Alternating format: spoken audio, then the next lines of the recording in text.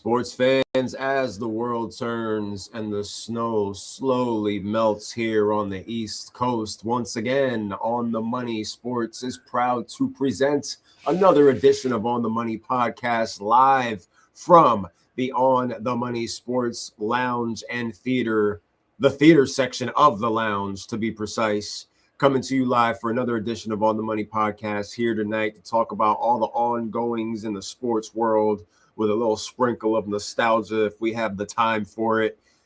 You got the combine going on. A lot of these young rookies getting glazed right now as GMs and head of officials and important people from all 32 organizations in the NFL are front and center, not negotiating, but just talking, you know, having conversation. Bochinche. Per se, bochinche, if you will, as they watch all these players in their boxer briefs run around, running their 4.4s and all that good stuff. And we're about a month away from baseball kicking off. Basketball's in the home stretch until we get to the postseason for that. But NFL is still king, and we are 2 months away from the NFL draft. So we're ready to get into it, 2.5 weeks away from free agency starting.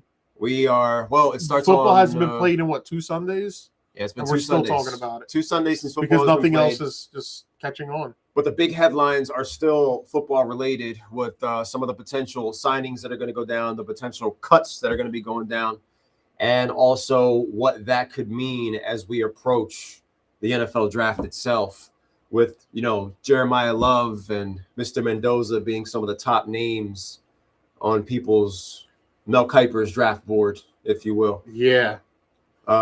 But we're excited to be tuned in here as we get ready to try to share this on all the pages. Kiper? He is the number one mocker. That's one of the greatest promos cut ever. One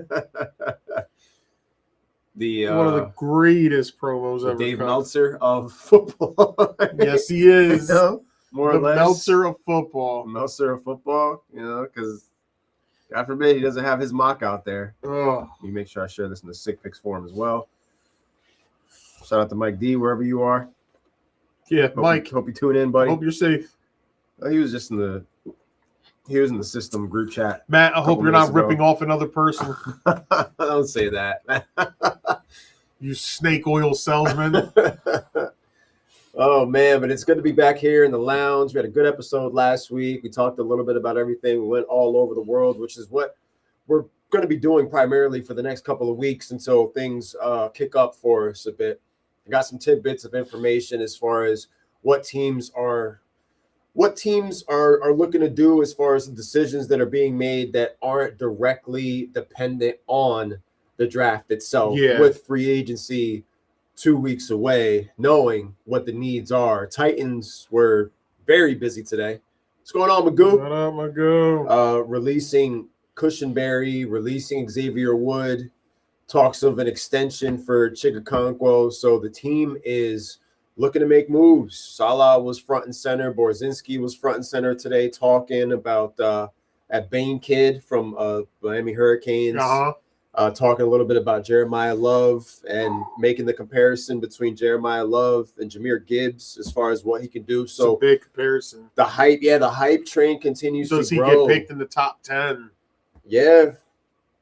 Yeah, and by whom? You know, who steps up, who trades back, who moves up?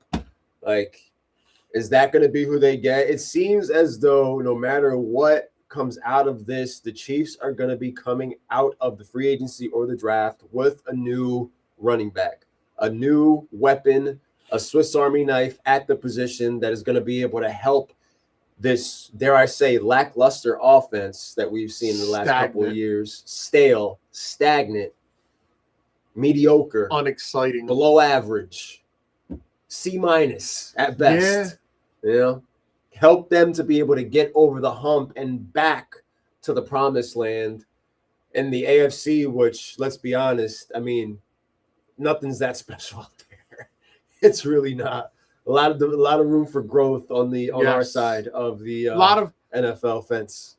A lot of room for expansion. But what's crazy is the Joker said to the 3 dudes inside the pool room. Yeah, there's a lot of room for expansion. The oldest quarterback on our side is potentially your boy.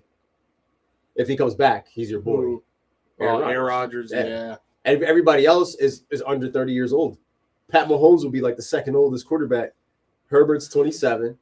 Then you got all the kids, Cam, Shador. Like, yeah, people are starting to realize, like, a lot of young guns on that side, man. The Pat Mahomes, the Josh Allens of the world are turning 30 soon. Yeah. Well, Mahomes is 30, right? Yeah. Like, they're getting older. Yep. They're not the young bucks anymore. They're the vets now. Yeah. They're the Lamar Mannings, the Breezes. Daniel Jones, you can put him in there for at least another year, right? Yeah. He's going to be with the Colts again, I think. Yeah, he'll be with the Colts for another season up until 2026, until they decide what they're going to do on their end. Of course, they got Riley Leonard.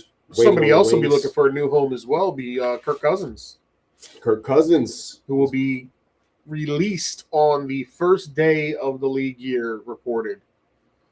So March 11th, he will be released to avoid paying any type of bonuses. What's that? $11 million for them in cap. Yeah, so it also means, are they going to be in the market for a quarterback? Because we don't know what we're going to have in Michael Penix. Is he going to be healthy enough to start the year, which it doesn't look like because that ACL occurred, what, mid-November? Yeah, I don't know. Early December? That's another team that could be looking to figure out a quarterback situation, and maybe they're going to be in the market for some of these guys out there, these mid-tier quarterbacks. Do they take a risk on the flavor of the month right now in Malik Willis? Or does somebody else step in? Dare I say the Arizona Cardinals, which is a conversation that we had on here last week, or what I heard today, the new rumor that I heard today, because Stefanski's in town in Atlanta. Does he bring over Jacoby Brissett for a little reunion? And what could that potentially mean for Atlanta's going to be part of the conversation? Does he try to bring Dylan Gabriel with him? Atlanta's going to be part of the conversation for us for a couple of weeks. I mean, they put the franchise tag on Kyle Pitts yesterday to the chagrin of, probably a lot of organizations who are interested in what he could bring to the table. Chiefs, the Eagles. Yeah. Just to name a few. Does that pivot more attention now to Isaiah Likely now that, Pitts is off the board? This may enable a big payday for Isaiah Likely. Maybe Likely does test the waters before. If I'm Isaiah Likely, I'm leaving. Like, bro, you decided to bring back Mark Andrews. I'm going to come back. Andrews is going to get all the looks. I'm going to get 3 targets a game. Nah, I'm cool. Well, I've infiltrated a couple of pages, different fan bases, and Baltimore fans, some of them, I'm not going to speak for all of them, but I know for a fact from what I've been reading, some of them would rather trade Mark Andrews right now. Some of them didn't want that extension. Isaiah Likely. I mean, nobody really asked for it. Nobody asked for it. And we still got to get closer. Like, the contract extension for Lamar Jackson has to happen soon, too. They also have a Tyler Linderbaum situation. Yeah, Linderbaum wants to be paid $22 million a year, I believe. I was reading. Arguably the best offensive lineman on the board. It doesn't sound like they're going to use the tag on him, but it also sounds like they're trying to get a contract extension with him, but he wants to be the highest paid center in the league. The Ravens are kind of penny pinching at the moment because they still haven't gotten Jackson's extension done because he accounts for $74 million of cap space. Remember what the owners said at the end of the year meeting when they fired Harbaugh?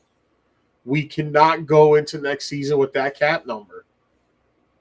You gotta do something. Interesting things are about to transpire in the next week or so because you've got 2 weeks.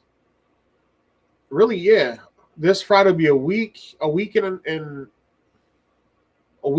4 days maybe that you have to get ready for the new league year. God forbid Lamar makes it more difficult for them, bro. That's all they need. 2 weeks. What the hell am I saying? It's 2 weeks. Yeah, 2 weeks. 2 weeks to this day, the new league year begins, and you got to get all these numbers in order. Will we be live? We're going to be live that night? Absolutely. Well, I mean, like the day of is a podcast night is what I'm saying? Oh, yeah. It's a Wednesday, the 11th. Crap. Oh, we're going to be breaking news. Yes, we will be. Got to have my phone charged. I got to have another one of these to stay caffeinated. It's going to be an interesting, bumpy night. Locked in for a lot of the deals are going to happen in the first 2 days because legal tampering. Right. All the deals are However, they're just handshake agreements, nothing signed. So, quite honestly, teams still have a chance to like.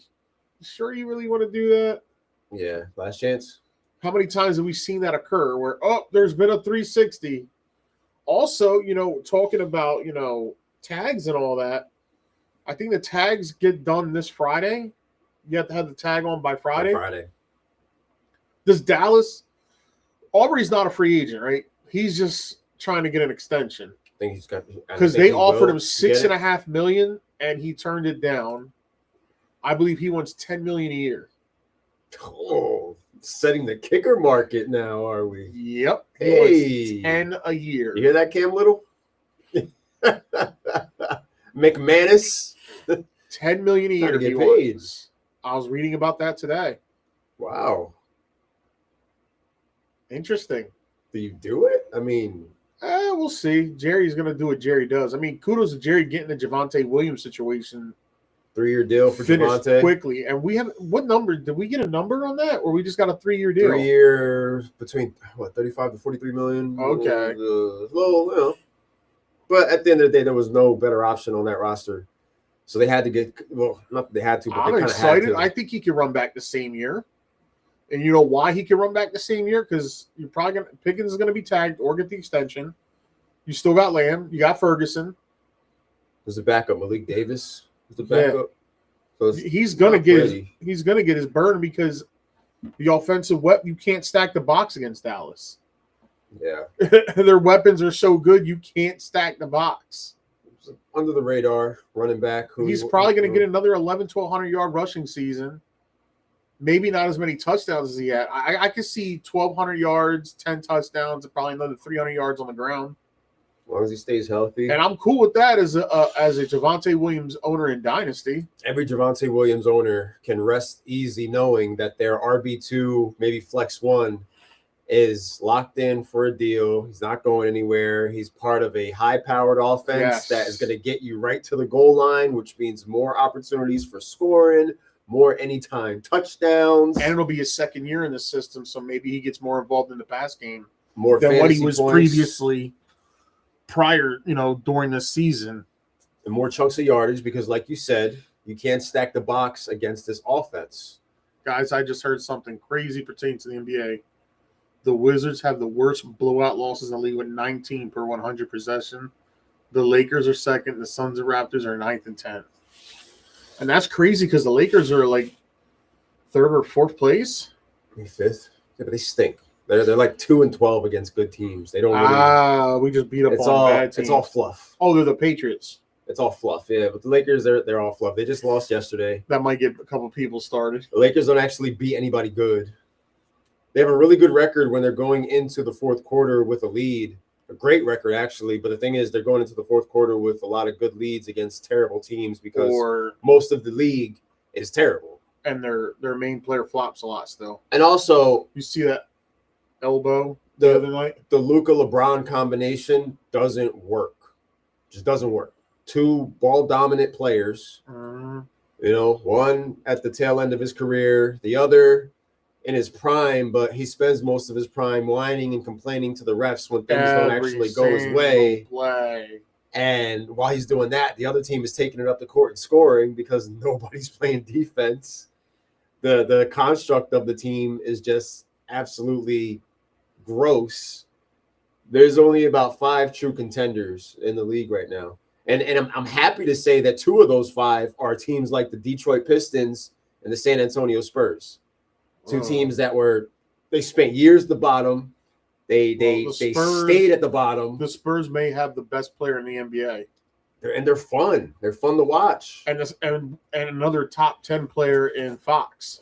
Yeah, and talent like Stephon Castle and Julian Champagne, however you say his name. Like, how old was that clip I saw the other day of LeBron getting your coach kicked out of the game? I think it was a couple years ago. He was when coach. He first came in. Oh yeah, like when he was the first year. I think of I just seen that clip, and he's like, "You're a bitch." He's like, "What?" Yeah, I wouldn't even at this point. The Rockets are a good regular season team, but I wouldn't even consider them a championship contender. Like, I wouldn't be surprised if they get bounced in the first round. But like, I'm interested to see like the way Detroit. They play no defense and they don't crash the boards. No, they don't. They don't have anybody to crash the Lakers boards. In a nutshell. They have nobody to actually crash the boards. They don't have that. Remember when you told Laker fans bet me and you won all that money off of bets? I loved it. But now they're smarter now, so they're not willing to put their money where their mouth is. Laker fans have actually gotten very quiet because they learned their lesson. But it was a good year. The money I made off that, I made a little bit of money off Sixers fans. They stopped running their mouth. But it was a good time. It was a good time to be alive, man. The only bets you never won. It's funny you won the money bets, but you didn't win the cheesesteak bets. No. Cheesesteak mania. Cheesesteak mania was absolutely destroyed my poor team. We were never the same since. Yeah, I just thought about that.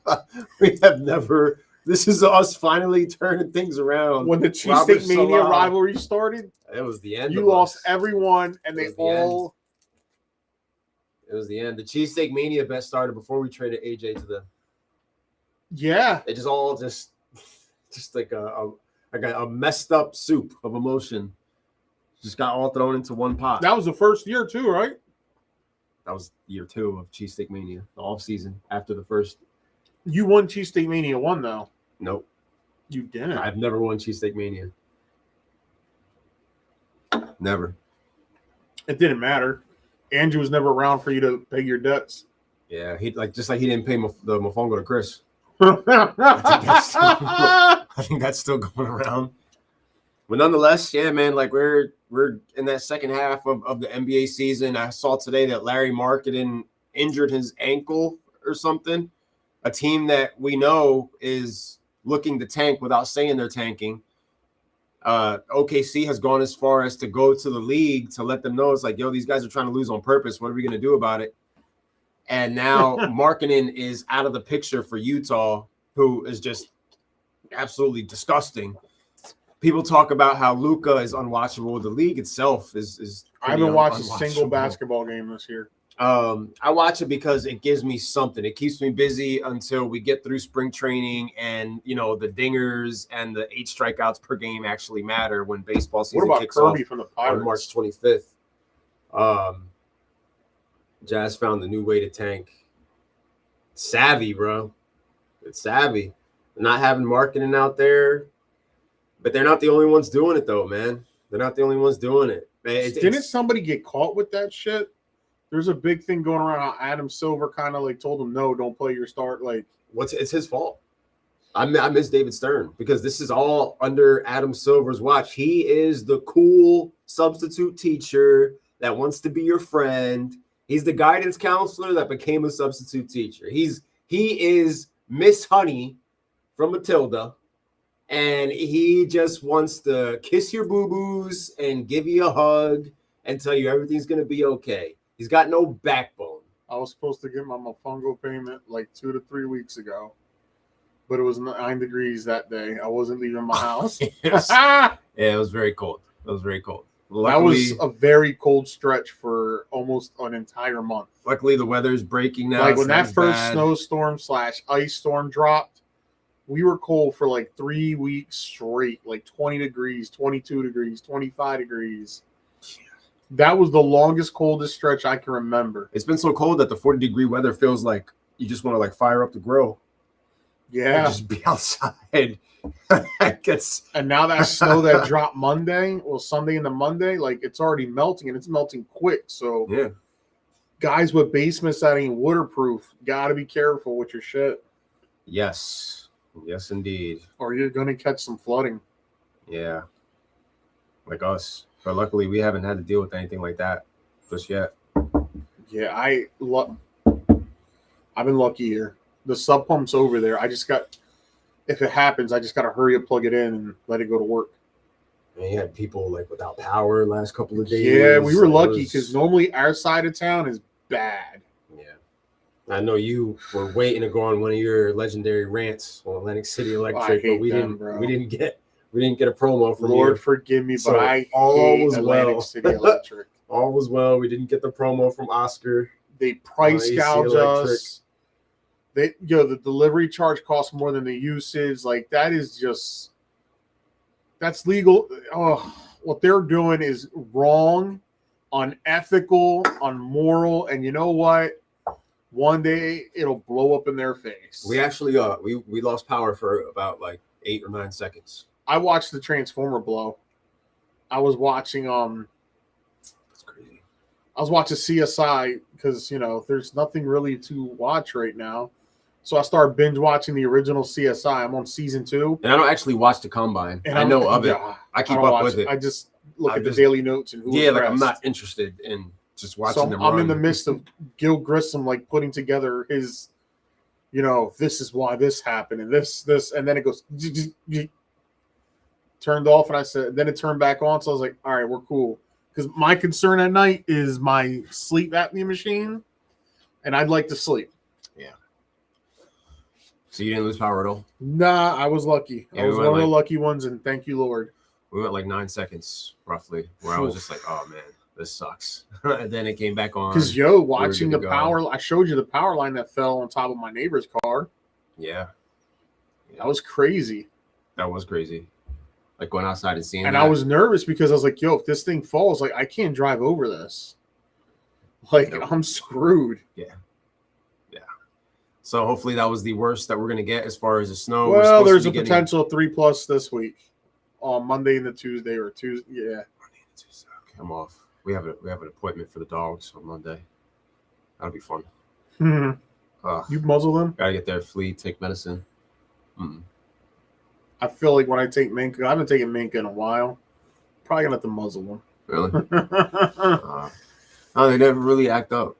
They're more scared than anything actually being there, and they're looking around. They're like Minka's gonna be skittish. the first dog that I'm gonna have to muzzle up before I bring him to. I just got that feeling. Wow. I never had the muzzle Lobo. Never had the muzzle Delilah. Never had the muzzle Zeus. Lobo was a scary one. And Lobo was the Cujo, he was the one who told me, don't open that door. He would just stand there at my parents' door and just sit down like this. I would not open that door. And he would just stare at you. He was the dog from Sandlot, where it's just, you do not want to go over that fence. That old man. You don't even want to test the waters on that one. I respected the hell out of that dog. Barely saw him in the years that I've known you. I did not see him often. When I did, I was afraid. Everybody just saw him on pay-per-view nights. I was like, Oscar, please. I was like, yo, come on. And he would walk back, come back, sit down. Yeah. Obedient, bro. Yeah. Anything my dad said, he did. Without hesitation. Love our dogs. Mm-hmm. Love our dogs, man. But speaking of dogs, Lindenbaum, he doesn't get signed. The fact that we just released our center, we are in need of the services of a Lindenbaum. We have the money to pay said Lindenbaum. Titans, Chargers, Giants. Of course. Seeing someone. Is this Mateo talk again? Chris, what is up? What is going on, my friend? Hey, speaking of Chris, rumor surrounding you guys and some of the Jets fans on New York radio are saying that they would like to invest in the services of Kirk Cousins for this season and go through the motions of what he can bring to the table so that they could have a beneficial pick in next year's draft, which, let's be honest, the 2027 draft has a lot more excitement and hype surrounding it than the 2026 draft does. But there could be a lot of gems in the 2026 draft. There's just a lot of 2026 draft's going to be in Pittsburgh and it's just going to be so lackluster, just like the Steelers. But there could be some gems in there. 2027 is where the hype is and where a lot of the belief is as far as the players in the 2027 draft, the Archie Mannings of the world, quarterback, and all that good stuff. But Jets fan on the radio was saying that he would like for the Jets to acquire Kirk Cousins, take their 5-12 or whatever that could materialize into. Did I not into. say that a few weeks ago when asked who I think will be a QB when asked about Murray? Chris did say that. Yeah, Kirk Cousins might be in the future of the New York Football Jets, man, because he ain't going to be a Falcon. So he's going to be out there. He's going to be available. Kyle Murray's not going to be. If Kirk Cousins could do it all over again, I don't think he signs with the Falcons. I really do. I truly, honestly believe When they drafted Penix, like he said, they never told me they were going to do that. If they told me that, I would have probably had a different approach. I don't think the Falcons they don't tell anybody anything because I don't think they're totally sure. You should have known that because look what they did the year prior when they drafted Bijan. They didn't need to. Chris says he'll take it if he's released, and it won't cost you anything. Yeah, it won't cost you picks. You won't lose comp picks. You won't lose anything. You can, you still have your picks. You still be able to, and they'll make probably, your moves. And that helps them because then they're definitely gonna tag Breece Hall if they can't work an extension out with him. It's leaning towards, unfortunately, looking like they're tagging Breece. You get a healthy Garrett Wilson back into the mix, which is nice. You got the first that you got from Indy that you got in the Sauce Gardner deal. They're tagged as being the worst organization in sports. They have a lot of good things going for them. It's just a matter of what do they turn this into, What can you turn these assets into? Can you turn it into more assets, or are you going to turn it into slop? Like everything else that touches your hands. Do they double down?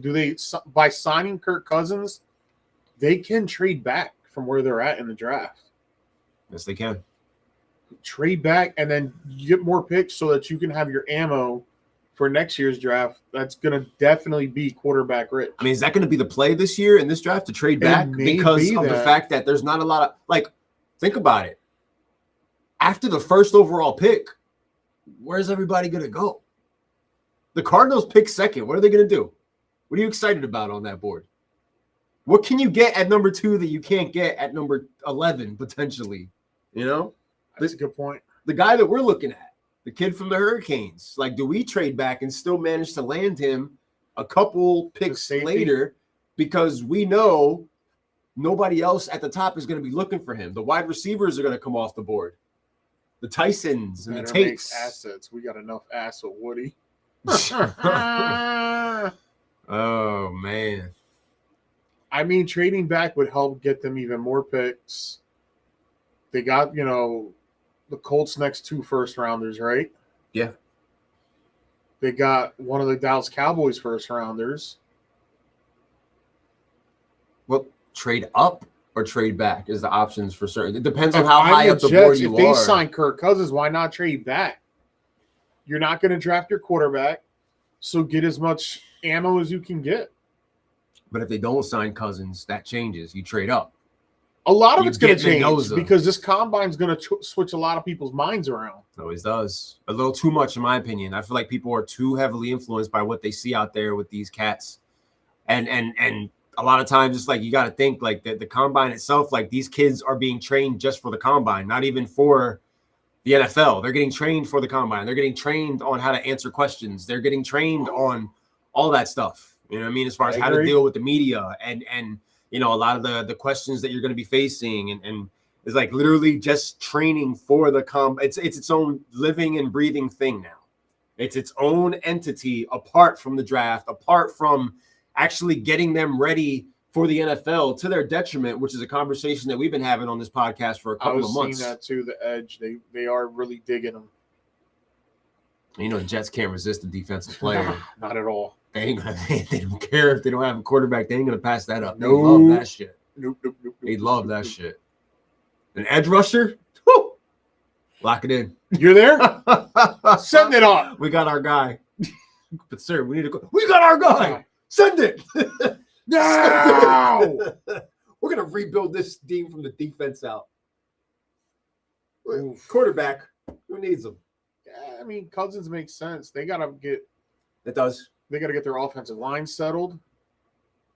For a team that you already know is going to lose a lot of games, Cousins does fit the mold for them, And he's not going back to Atlanta at that era. If not going to trade down the 2, do you think they should trade down the Colts pick for more picks? That's a possibility. Spread the wealth.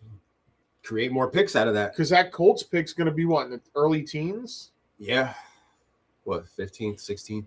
You could probably flip that for a couple seconds. We're talking about 2 top 15 picks. If you trade back and are still, having a top pick. Flip, you could go back in the first round, flip with somebody in the first round, and possibly get their 3rd round pick as well.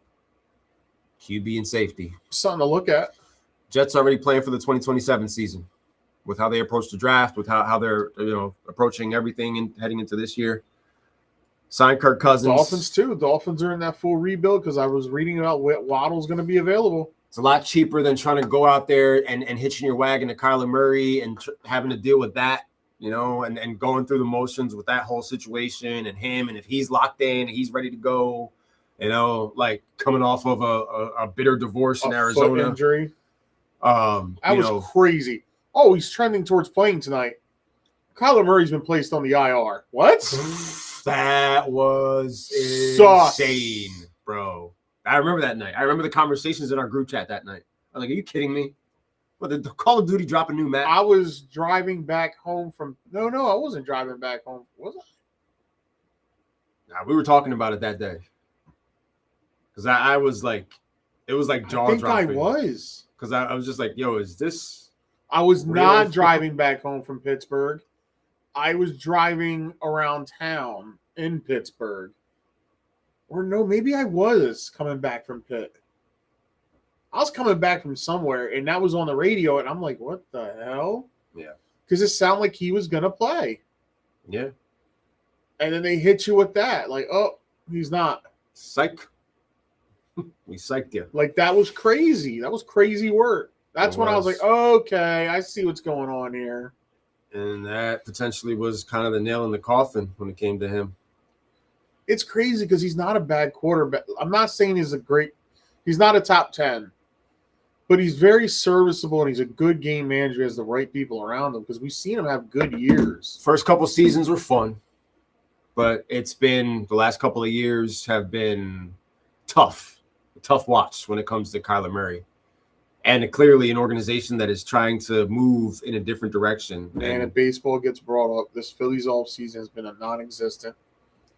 Basically just running it back and banking on the rooks. The Bryce Dombrowski beef has been the only life of the front office. Just come back to this later in the pods. I'd love to hear about baseball takes. Since you brought it up, look, I am a habitual troll of Philly, but all Bryce wants to do is have a better team.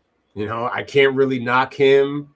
I know, Dombrowski put his foot down. But his idea of a better team was bringing back Reese Hoskins. Like, I didn't agree with that. Yeah, and then on the flip side of that, it's like, does that necessarily make you guys better? No, it's like, you want to do what the Dodgers are doing, but your front office doesn't want to do what the Dodgers are doing because 10 years from now, the Dodgers are going to be nothing. Would have been a bad – I don't care if it's a minor league contract or not. That would have been a bad move regardless.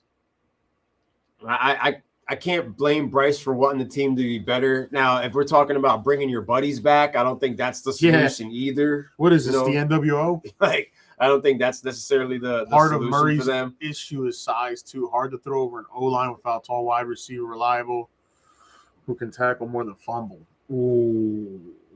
Yeah. Shot. Drew Brees managed to overcome size with his abilities and what he can do. That's what I mean. It can be done. Bryce Young has an opportunity to kind of do that, depending on what Carolina wants to do. And bring him back to click. Yeah. Bringing back Reese was out there, hitting dingers with Milwaukee, but this version of 210. This version of Reese, is that going to be the answer? Because let me tell you something. After the top three hitters for this Phillies lineup, it is looking bleak at best. I mean, Crawford looks like he could be some. I love that home run the other night.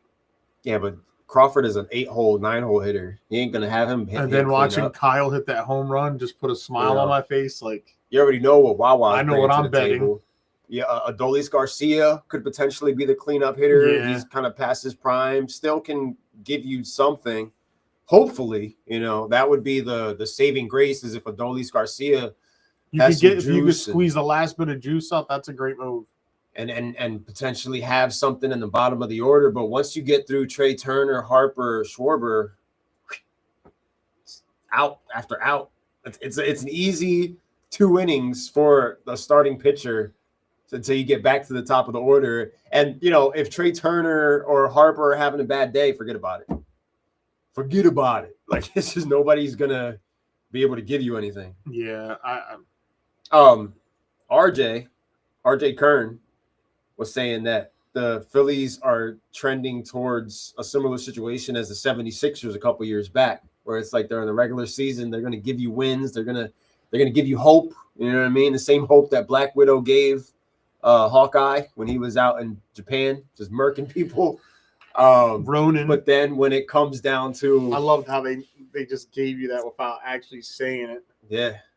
When it comes down to the playoffs, they're going to give you what the Sixers gave you in the playoffs. Second round exit. First round exit. What am I talking about? Yeah, the umpires are getting exposed now. The Yankees and Aaron Boone, they were 6 for 7 on challenges. So I know Aaron Boone is how many challenges they get? I don't know. We'll see. We're going to learn together. Would you trade Bohm and bring up the young third baseman? I would. You could get more for Bohm. I think they've held on to Bohm too long. Bohm is looking like the cleanup hitter for these guys, which we already know. We've been there and done that already with the Phillies. Bohm's going to go out there, have a career year. He's going to bat like 315. He's going to hit like 35 homers, 100 RBIs. He's going to cry. And the Phillies are going to give him this massive extension. They can't. And then it's going to be back to. Wouldn't you rather he just stinks straight out so you wouldn't have to worry about any of that? It's going to happen. He had a 2-hit day today, and they were hyping him up, just gassing him. Just like that, and part of the issue with the Dombrowski Bryce Harper thing is WIP. When people talk about the media stirring the pot, what they forget to mention is it's the Philly media stirring the pot. They got nothing else to talk about, so they're stirring the pot when it comes to the Dombrowski Harper beef. They're stirring the pot when it comes to the AJ Brown situation. 2 weeks later, and we're still talking about the interview that Bryce Harper cut. They're now hyping up the whole podcast that AJ was on in the Wes Welker.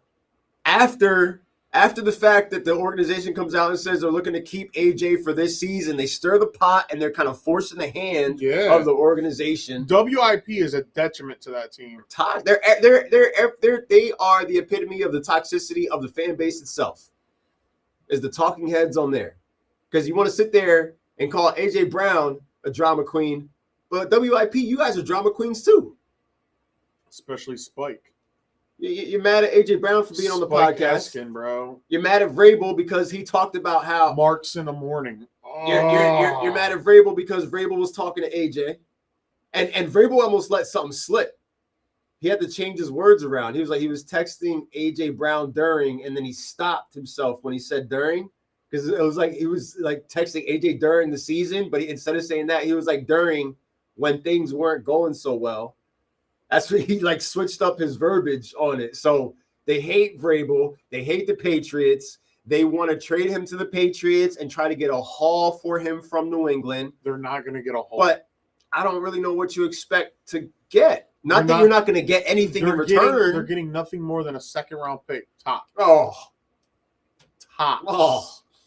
They're not getting a first-round pick for him. I hope the GM heard that. Here's the difference. They're the Patriots. They're not going to be stupid. Like, this is what people understand. Because, Howie's always fleeced everybody. You're not fleecing the Patriots, bro. You think we're cheap? They don't have to make a deal. You think we're cheap? They don't have to Those guys are cheap, the cheapest of the cheaps. They're about to get rid of Stephon Diggs. You see that? They're about to get rid of – they ain't paying him no more. They're done. Well, we'll rock with Keyshawn Booty and Hollins. So you'll be lucky to get a second-round pick for him. No one's a 31-year-old wide receiver with that contract. They're going to draft the wide receiver, too. They'll get a good wide receiver. It's just an ugly situation. Then you got the quarterback, like we talked last week, wants a contract extension, which he still has like 3 or 4 years left on the current one.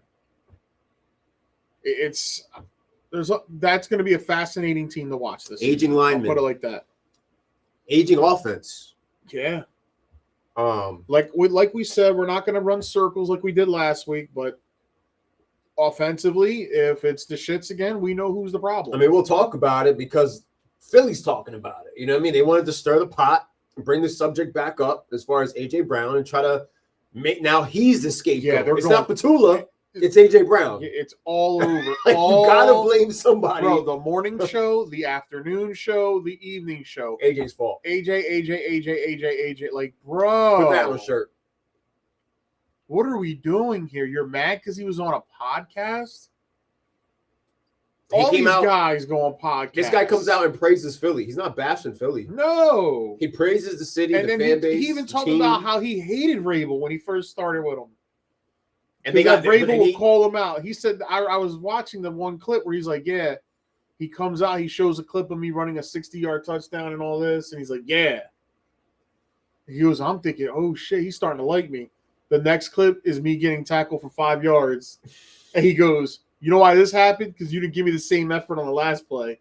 Until you can do that, you're never going to be a good player. That's how Vrabel was, you know? It's a real head coach, man. He's talking about his experience. He has a lot of love for that coach. Can't be mad at that. You know what coach he doesn't have love for? Nick Sirianni. Current head coach. I don't think a lot of people got love for that guy. A mascot that brings nothing to the table. But why is AJ getting more hate than Sirianni? Because it's the cool thing to do. Because of WIP. Because of WIP. It's not us. It's your own people doing this to you. I want you to understand I want everybody here, just tune into WIP tomorrow. And I promise what the first two stories are going to be. Either story's either going to be about Dombrowski and Harper or AJ and the Eagles. You're going to hear nothing about how the Sixers, young core. Furious about the fact that he was in communication with Vrabel. Furious. Like, you're not going to hear nothing about the Sixers, young core growing and getting better, or, you know, how they're competing ahead of what people thought they were going to be able to do right now. You're not going to hear any of that.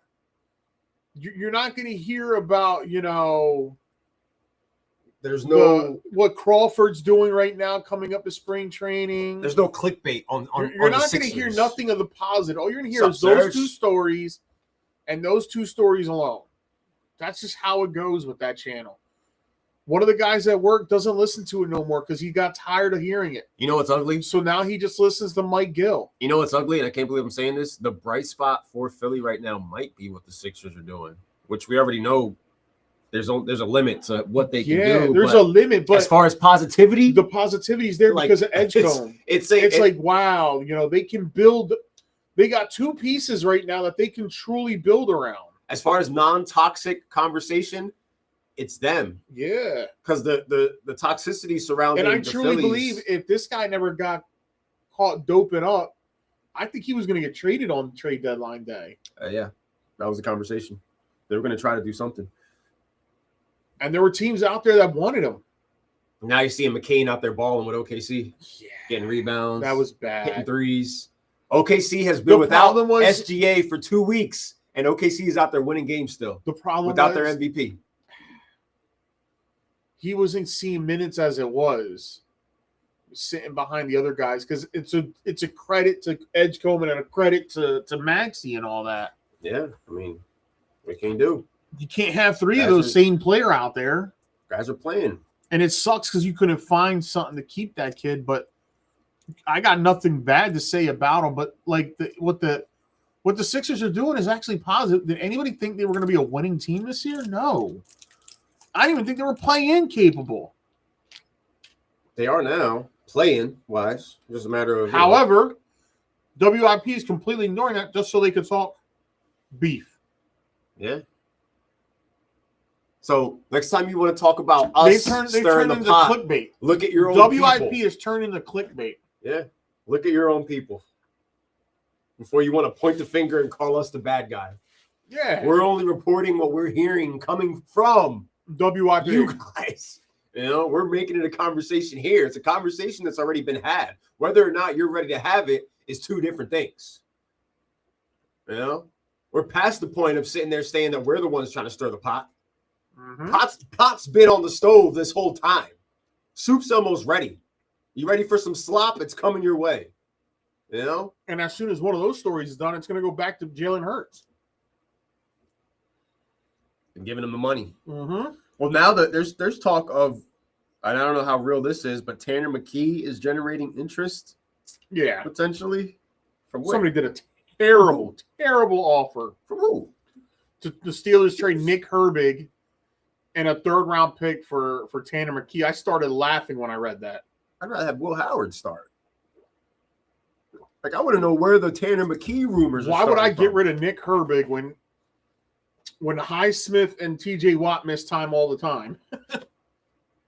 You guys are apparently awaiting the decision by Aaron Rodgers. He's coming. There's nothing to wait for. He's coming back. Mid-March. He's coming back. You ready for that? It's not about if I'm ready or not. It's just happening. You like that? I got to deal with it. Oh, man, I'm sorry. Buddy. He's coming back.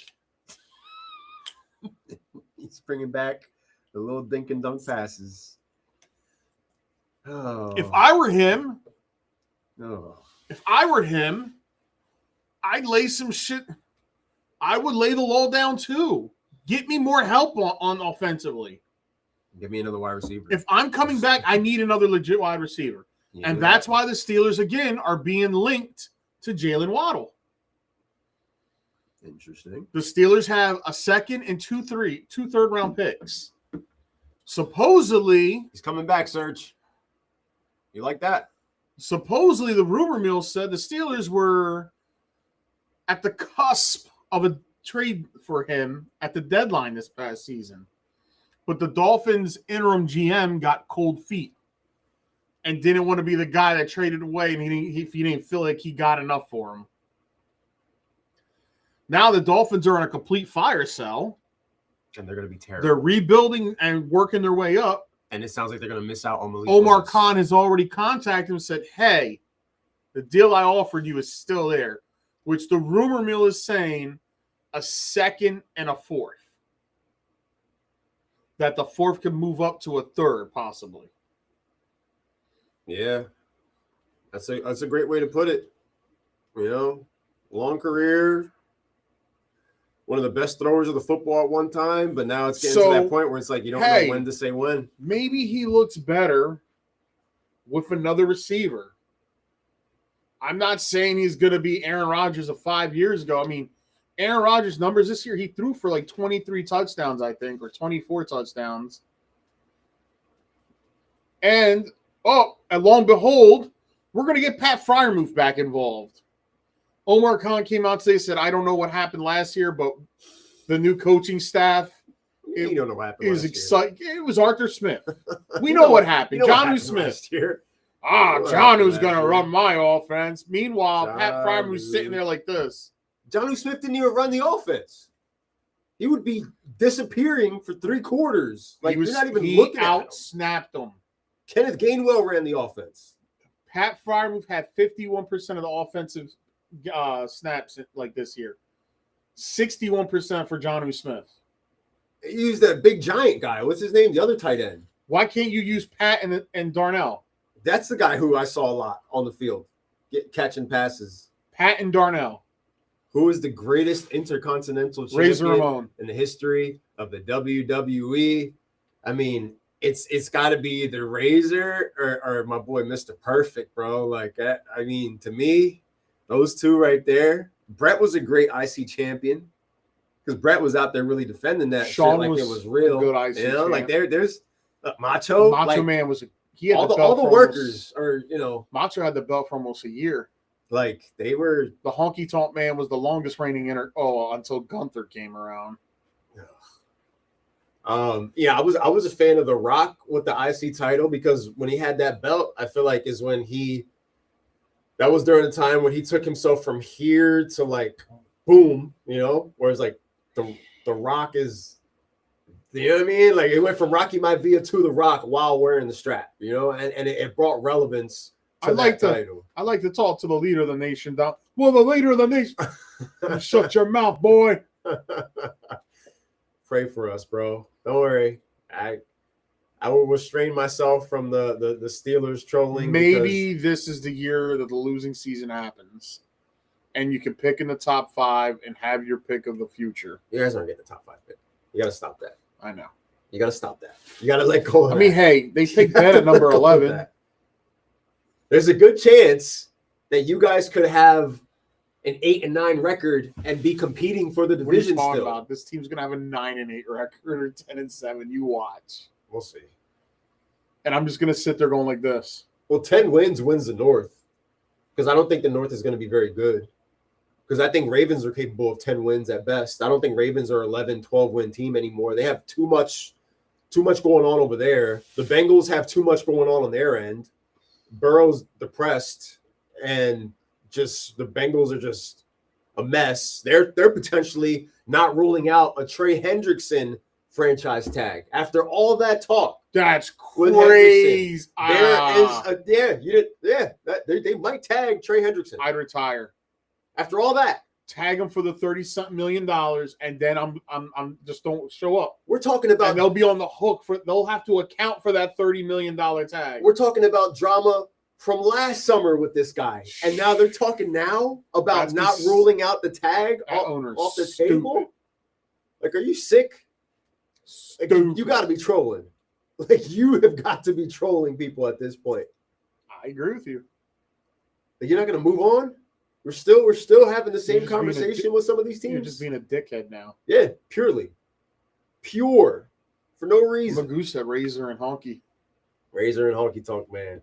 Yeah, you can't leave the bad guy out of the conversation when it comes to, that IC belt. Honky Tonk was before my time. He had some great matches, man. So I'm a little biased. The battle royal to end with him and Martel. To his matches with Sean. Him versus anybody in the clique. Him versus anybody. His matches with Jeff Jarrett. Jeff Jarrett was a underrated feud. It's just that in '95, it was the worst version of the product, the darkest years of the new generation. Mm-hmm. And that, but if you were to put the world title on a Razor Ramon instead of a Diesel, maybe things could have worked out differently. Because now you have different matchups and feuds that you could do besides Diesel versus Mabel, besides Diesel and Tatanka, Diesel and Bam Bam Bigelow versus Tatanka and Sid Justice at one of your biggest pay-per-views of the year on one of the big five. That's your main event. That was King of the Ring, right? Yeah, that's your big main event. The same King of the Ring that Mabel won. So they just across the board just screwed it all up. King of the Ring '95 was terrible. It was the shits, bro. We're talking about a King of the Ring that involved Undertaker and Shawn Michaels in the tournament. They were both in it, but Shawn nobody Michaels remembers and Kama got the draw. Why are you getting a draw, bro?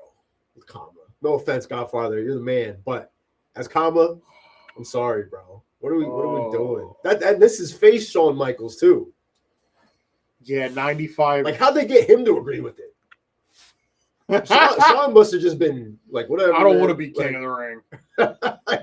This is stupid. Like, whatever. I'm not wearing a crown. Who do I look like to you? The Mabel push is one of those. Hey, Hitman! The Mabel push is one of those things where, what the hell was Bret Hart doing there in King of the Ring? Where was he? Brett was in the Kiss My Feet match. Remember that? You like that one? The Kiss My Foot match with Jerry. Oh, wow. The more I think about it, 95 was bad. They were all there. Hall of Famers, bro. Yeah, Brett, Razor, Shawn, Taker. And it didn't get any better. Owen, Bulldog, Hakushi Yoko. Joined and the Pirate joined and stole Hakushi Brett's jacket. Yeah, they stole Brett's jacket. You wonder where they got the tribal thief from. The original tribal thief was the pirate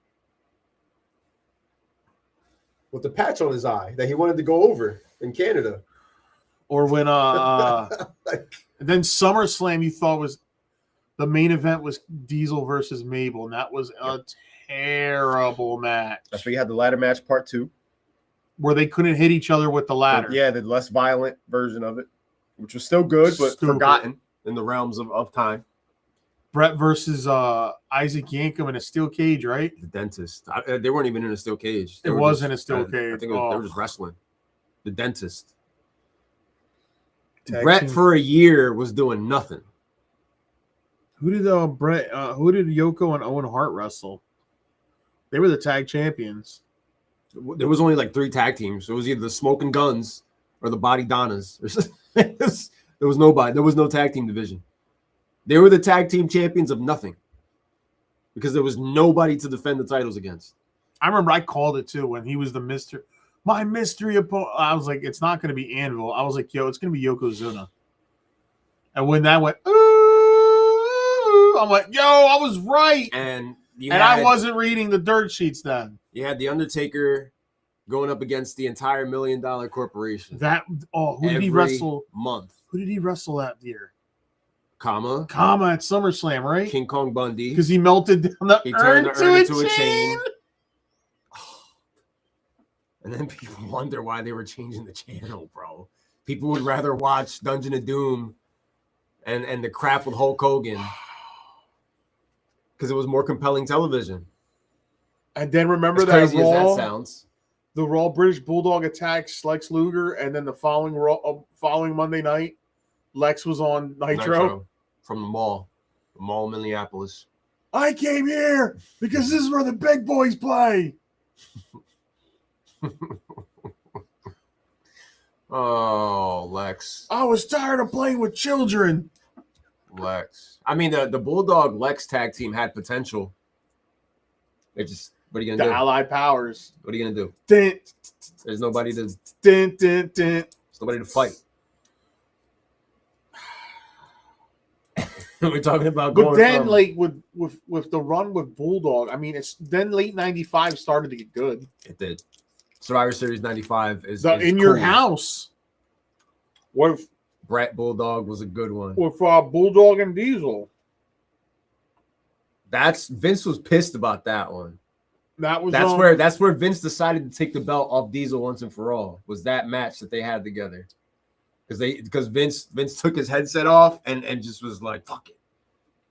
Like he was done with the whole Diesel experiment, but it took you about a year. But it wasn't Nash's fault, bro. You didn't build Look what you gave him. You didn't do anything for him. You tried to you turned a cool character into a lame guy with a Christmas hat on. 7-footer. You took his edge away from him. That was the same car Shawn Michaels got beat up by the sailors. And then you make him where Razor beat Dean Douglas. You make him cool as he's ready to go sign with the opposition. And didn't Razor fight twice that night? Yeah. He had a tag team match or something. Him and 1, 2, 3 Kid, right? Yeah, because they were starting the because they had nobody. They were teasing the dissension between the Kid and Razor, and yeah. So you had that going on. They had nothing going on at the same time. Then Survivor Series hit. They had the wild card match, Brett versus Diesel. Like you think about it, they had Shawn, Brett, Razor, Diesel, Undertaker, but they had to spread them out throughout the card, so you didn't get those matches between these guys how you should have. Like in '95, Razor and Brett should have went at it a couple times. Like Vince booked '95 poorly. It was the shits. Not just very it was just bleh. He was still trying to do the Hulk Hogan formula. All of it. He was trying to do the Hulk Hogan formula with Diesel, and it wasn't working. He gave us 2 main events of Diesel and Sid. Back to back. Lumberjacks. Remember when he powerbombed Nash? He actually messed Nash's elbow up. Yeah. Because Nash landed wrong. Yeah, because guess what? 7-footers ain't supposed to be getting powerbombed. He's a giant, bro. Yeah, that made him look crazy getting powerbombed. That was you don't do that to people like that. Kevin Nash ended the career of Waylon Mercy, aka Dan Spivey. Know what I mean? That was a great gimmick, bro. It was ahead of his time. They didn't know what to do with that. That could have been the original top heel precursor to Attitude Era. Well, Bray Wyatt kind of takes from Waylon Mercy, and you know what I mean, and ran with it. Yeah, he took a little bit from this. He took he is Mankind. He's Undertaker. He's Waylon. You know what I mean? That twang. That was a great gimmick, bro. It's just people didn't. It was a Spivey knew it too. Spivey, I watched that Spivey episode, this doc, and he was just like, he was a suck because this gimmick was catching on. It was a random segment out of nowhere in between all the Aldo Montoya crap, where you have a minute. Felt different, and it felt cool. You have 1 minute where it's just like, where is this coming? Yeah, it was unusual at the time, but I was like, oh. People didn't know how to take it. I was digging it. I was like, yo, we were digging it because we're like, this is different. This is out of left field. Edgar loved it. Oh, I remember Edgar loved it. It was advanced. It was. I remember we were talking about that. Fresh. Edgar freaking loved that gimmick. It was a kind of a pulling the curtain down for what was to come. My Uncle Angel telling me, he goes, Junior, you know who Waylon Mercy is? I was like, Nah, like he looks familiar, but I just can't put two and two together. He was like, bro, it's Dan Spivey. I forgot about him too. And then when I look, I was like, oh shit, that is I forgot about him Skyscraper too. Spivey. Until I started going back and watching those promos from '95, and I'm like, whoa, like I remember this. That was gonna be a good heel for them. That was gonna be a good heel because you would have had him that fit the Attitude Era. You're gonna have Goldust, who's about to bring Usher in the Attitude Era. Yeah, I don't think enough people give him a props for it. That Goldust got people to react. Goldust was the original Attitude precursor. Yeah, pushing the boundaries with everything he was doing. Yup. His segments and his promos were different and unique.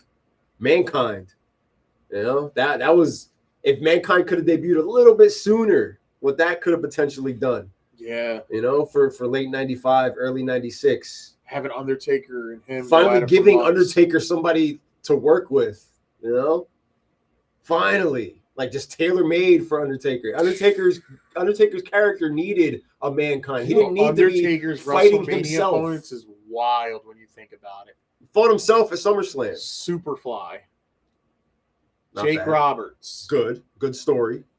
El Gigante, aka Giant Gonzalez. Didn't he roofied Undertaker or something? Yeah. The following year, he was hurt. He was recovering from rotator cuff surgery and all that. King Kong Bundy. Then he had Diesel, an actual match. Sid. That was a terrible match. Same mold as the Diesel. If Diesel stays, I think they have a rematch at 13 potentially, because Sid was basically a rematch of the prior year's Mania, Big Man versus Big Man. Yeah. Vince was obsessed with that shit. Look at 14, Kane versus Undertaker. Big Man versus Big Man has been a staple for him. 15, he hung Big Boss Man from the cage, which was crazy. Like that's when 16 he didn't wrestle. No, he was out. He was out because he had that groin surgery and all that. He was out. He was about to debut the So Dead Man 17 he fought Triple H because they had nothing else for them to 18 do. he had Ric Flair. 19 he had, oh my gosh, the handicap match. They went back in time. Big showing off. Yeah. A-Train. They went back in time with him and Nathan Jones. And then at 20, he comes back as the Dead Man, his brother. 21. Orton. That was good. Which is where people say that should have been his original. So 21. From that's when he started putting on that's when he started putting on like the match of the night type of deal. Yep. From there, he had Edge and Mark Henry. The Jake Roberts match wasn't good because Jake just wasn't in a good place mentally. The story was good though. The storyline was great, but the performance wasn't good. How they used him to turn Undertaker into a face. Jake, just wasn't there. Because that I always tell you, like that could have potentially been the original Ministry of Darkness. Him, Jake, and Paul Bearer together. That right there is a nasty. I should have kept going. Like those three together, that would have been and then you add Papa Shango into it or something, just to have that effect of like just all the the darkness of the characters. Like you could have changed the game with that. To this day, man, I think one of the greatest things they ever pulled off was the Undertaker Ultimate Warrior bleeding from the residue coming off his head. Yeah. Ugh. Oh man, good times. Terrible times, but great memories that came out of it because I can still look back on it fondly. It's like those old Godzilla movies. You got to go back and you got to watch it. It's terribly bad, but it's also so good at the same time. Yeah. And of course, you and I have fun throwing around ideas of what they could have done and not even adding extra pieces because all those pieces were already there. They were in the same locker room together, guys. Vince was just stubborn then. Giving Owen Hart the world title run. I mean, Vince is still stubborn. Owen Hart should have been champion in 95. World champion. Like not Bob Backlund. That's who should have won. Even if it was for a couple days, it should Owen have been Hart. over. Get him another win over Brett. I did it. Been great.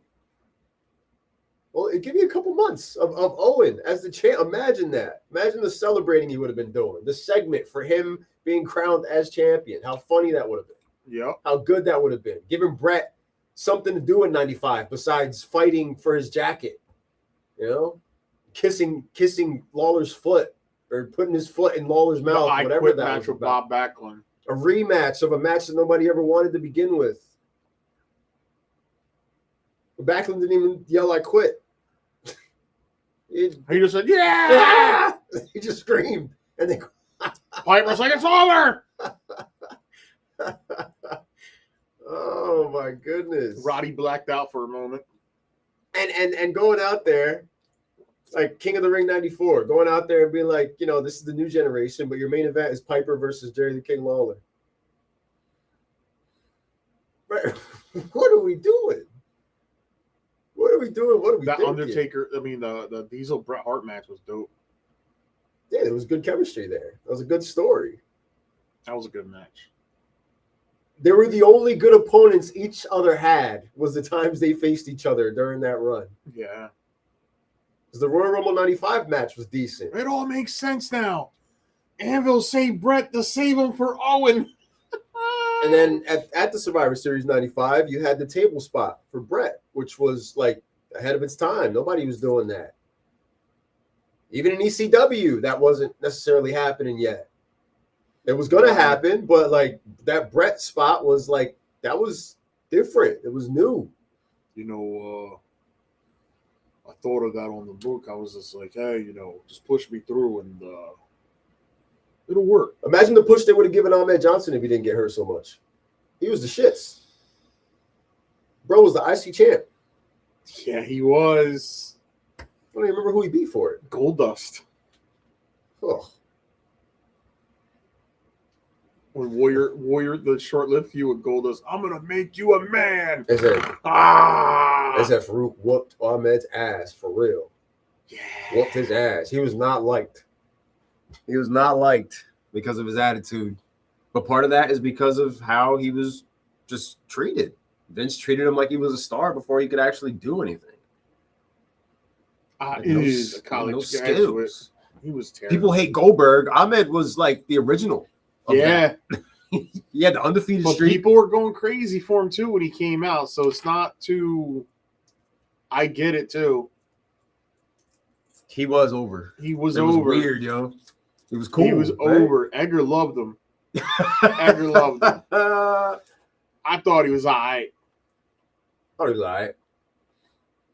Remembering as a kid, I was like, yeah, he's all right. He's cool. He's different. I didn't mind him until the bell rang. I think that's because also, like, I was like, yo, they're going to make him wrestle Shawn. Like, Shawn better not lose this bitch. That's when I would get defensive. You still get defensive. Yeah. Mania 25, when Undertaker beat Shawn, you didn't say anything. You were distraught. You were distraught. I loved it. I was just like. Then he retired his ass. He hated that too. I just stood at the screen again like. I be forgetting we were all together for those.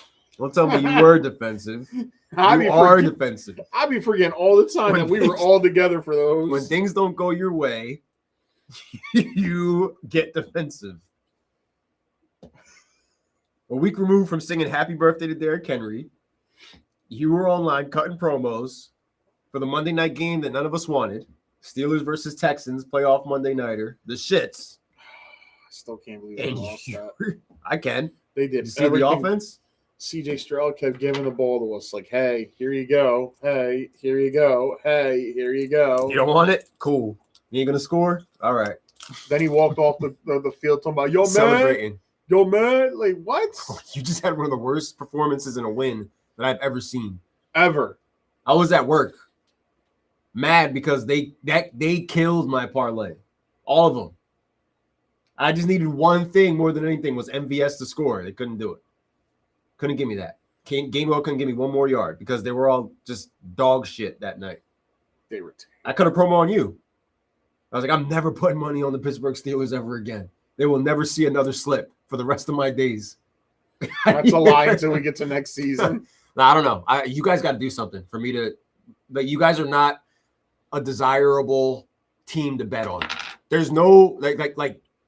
Besides Kenneth Gainwell, 2.5 receptions, that's money right there. Boom. That's like, what was that? The Kuminga assist that Matt and I were hitting every single day that he would play. Kuminga assist. Besides Gainwell, 2.5 we would receptions. just nail rebounds and assists. It was him. Yeah, it was him. Yeah, Kuminga. We kept making money off of that guy. Rebounds and assist combo all day. Besides that, PRA. Can't bet Mobley. We used to make money off of Mobley too. I can't bet on Metcalf's crazy ass. You don't know when he's gonna snap. You never know. When he unlocks his inner Ken Shamrock and just goes postal. My old friend. You're grabbing people from the stands. That's why. When I saw that, I was like, "Yo, what's going on?" I saw that. I was like, "Yo, my eyes went wide and my jaw dropped." I was like, "Yo, you're gonna yank him over the railing?" I was like, "Bro, this offense is finally starting to click, and you're gonna do something dumb like this." That was unsanctioned, bro. Just crazy. On live TV, pal. Yeah, I don't know what to say about them. I'm not going to know until free agency starts. Then I'll have an idea what they do. In 2 weeks. They got $45 million to play with. They got 12 draft picks to play with. Oh, shut me. They can make a couple cuts here and there that can increase that 45 to almost 80. So I have no idea what they're going to do. Are they going to try to re-sign their own? Are they going to try to make a splash here and there? Like, I have no idea. Yeah, what would you even consider a splash, you know? But I do have confidence in Mike McCarthy actually making this team more offensively sound. That's good. Everywhere he's been able to do that. So I do have that. He's had better receiving options everywhere he's been to. But I think he's going to be prominent. He's going to make sure. Hey, Arthur Smith's gone, so maybe Roman Wilson finally shines. Let's see. Yeah, what's his third year? Yeah. This is Roman's third year coming into the league, so I mean, it's time. It's now or never, really, buddy. Yeah, it is. What you son of a bitch. If you can't do it now, then when are we actually going to get it from you? Let's see what we got here. We got the tag on him. Speaking of the Texans, Joe Mixon and the Texans are likely to part ways this offseason. I think that everybody knew that was coming. You know what I mean? Ooh, look at this. I can't believe this is an actual stat. How do you get this? The Cincinnati Bengals fans have the highest percentage of divorced fans of any team in the NFL at 26%. Where do you get this information from? The highest divorce rate goes to the fan base of the Cincinnati Bengals. Do you guys argue about the team after the game goes up? That's crazy. Nick Bosa expected to be fully recovered, fully healthy for training camp. Anthony Richardson is fully cleared.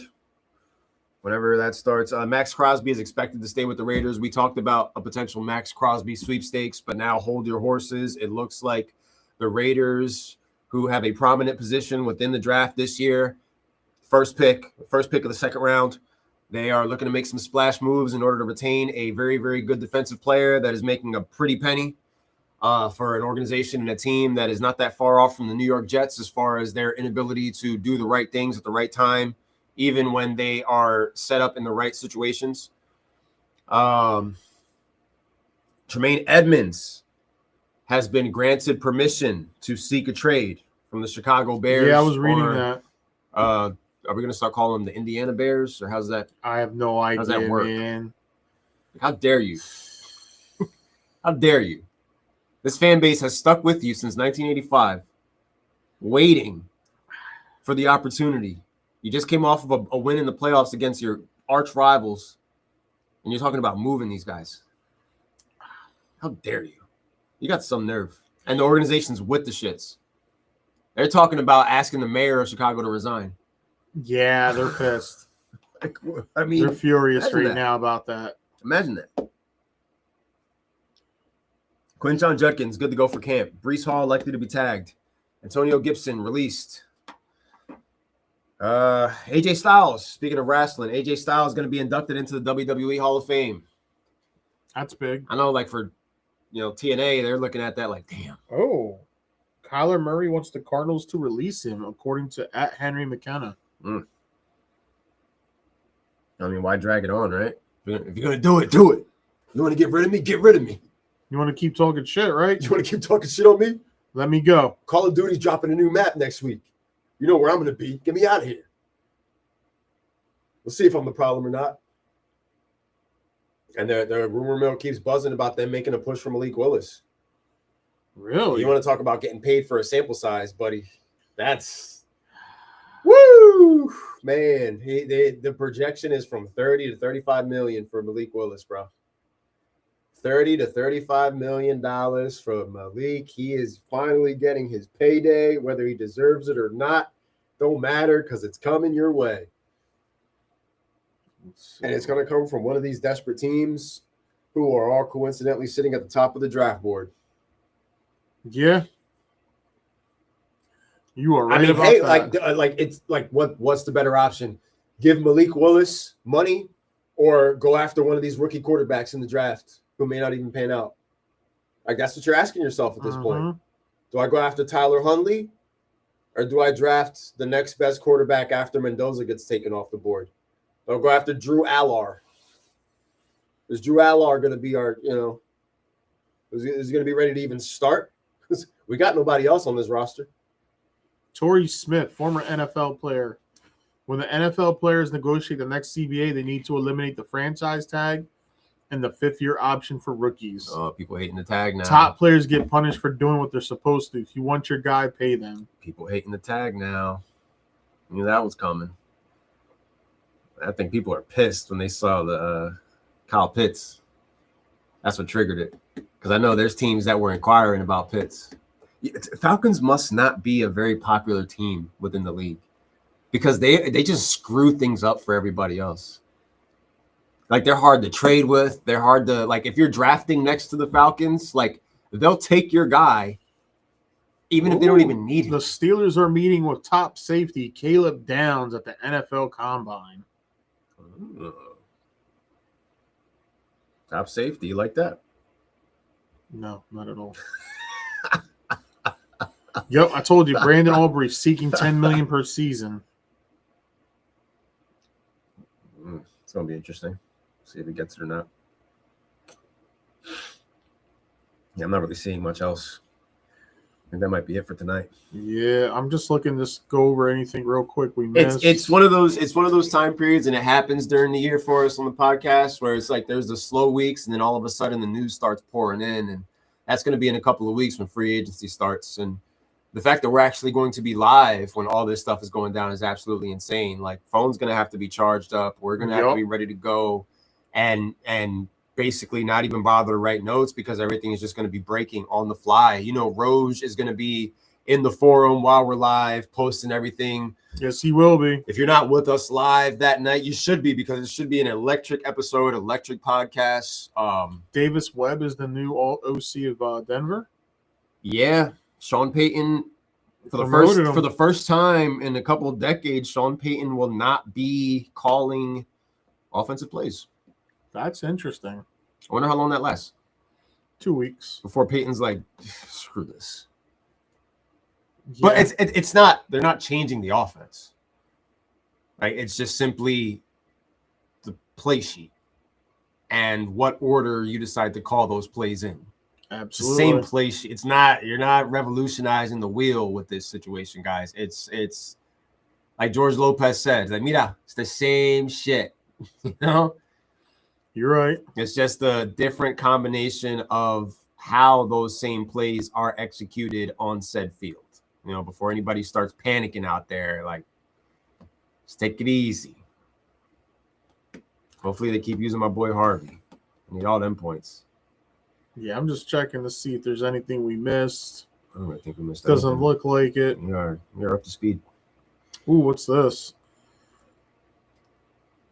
Dan Graziano says there are teams monitoring the availability of the Patriots' Brian Thomas Jr. The Patriots, Bills, Steelers, and Raiders are all listed as fits. Graziano notes that there has been no indication Thomas is available, but he's worth keeping an eye on. There's never been a better opportunity to go after BTJ because he's damn near worthless as far as his value. Yeah. What's it going to cost you? That's going to be interesting because right now he's buried behind. Yeah, like he's losing. He's losing reps. steam behind Parker, and he's losing steam behind. He has fallen. Jacoby Myers, Parker Washington, Jacoby Myers. Somebody else? Brenton Strange. Like that's tough. Travis Etienne. According to the great Michael, can't give up on a guy yet. His best season came when Trevor Lawrence wasn't the quarterback, his rookie year. Lawrence is pretty much gone the whole year. You don't have to give up on him. That ship has sailed for me. I'm done. I'm out. That guy, I made them. I was in on him last year, coming off of a championship in one of the most prestigious leagues in the world, where I drafted BTJ. Ask me how it went. I finished with like 2 or 3 wins that year. Mikey now holds the title that I want back.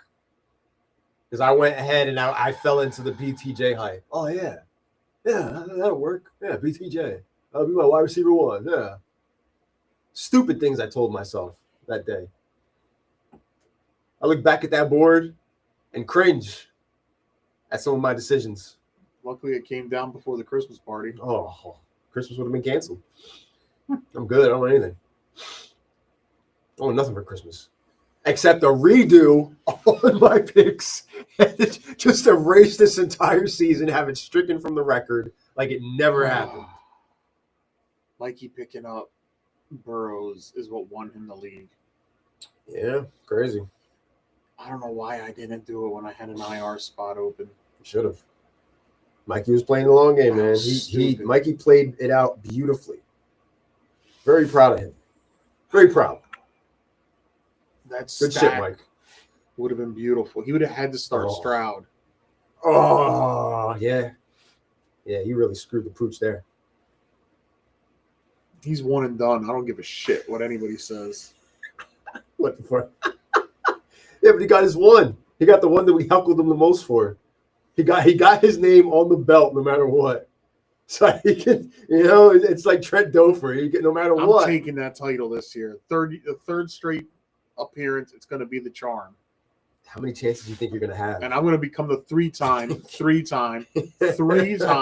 champion. How many chances do you think you're going to have, bro? You've been in the finals over and over. You are the Utah Jazz right now. You've been getting there, but you just can't see it get over the fantasy prime now, because now it's like F the books. I'm just taking what I see on the board. Oh, you left him there? I'll take him. Straight vibes, huh? Yep. Thanks a lot for nothing, Jamar. And with that, folks. But you know what? Even if I picked Allen, it wouldn't have helped me. Allen wasn't helping. Because Allen did his usual fantasy playoffs. Ask everybody who started him when they needed him. He disappears every playoff.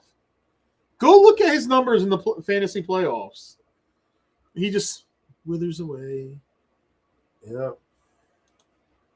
Well, until next week, we will be withering away here on the podcast. Ladies and gentlemen, thank you for those of you who tuned in with us. Once again, we sprinkled a little bit of everything into tonight's podcast. Next week, we are going to give you our ideal landing spots for at least 10 free agents. He's going to do 5. I'm going to do, you know what?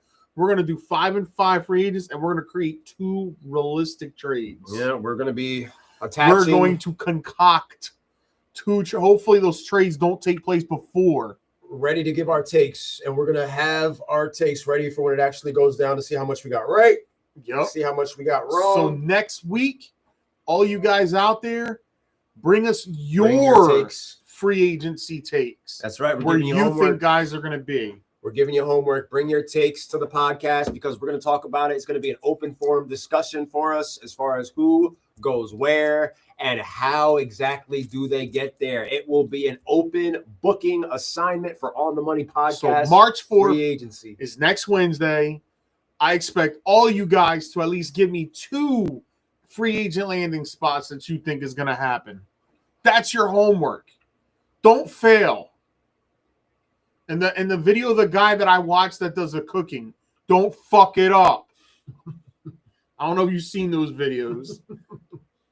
Dude's funny as hell. So next week, same place, same time. Same two guys. Peace. We'll see you next week. Have a great week.